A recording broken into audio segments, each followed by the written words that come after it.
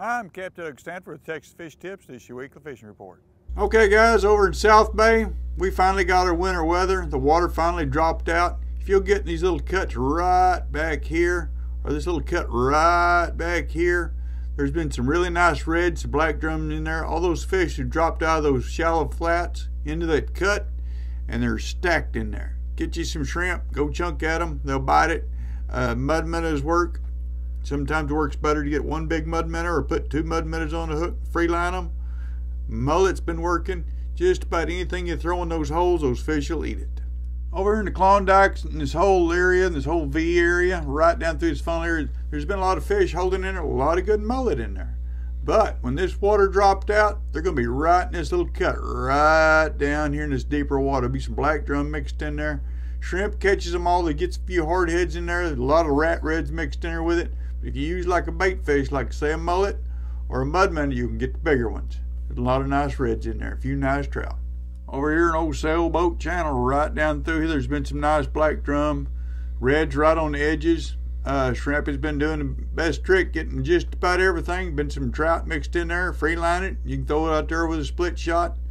Catch a lot of rat reds, but there's some nice reds to be had in there. If you get all the way down right here on this end, that north wind been blowing, that outgoing tide, you can see those little cuts real well. Chunk you some cut bait up in there. Cut mullet, cut pinfish, or you can use your live bait, like I say, a mullet or a mud minnow. Chunk them in there. You're liable to get your arm yanked off. Put it in a rod holder and let it go. Them reds are right in there and they'll eat that.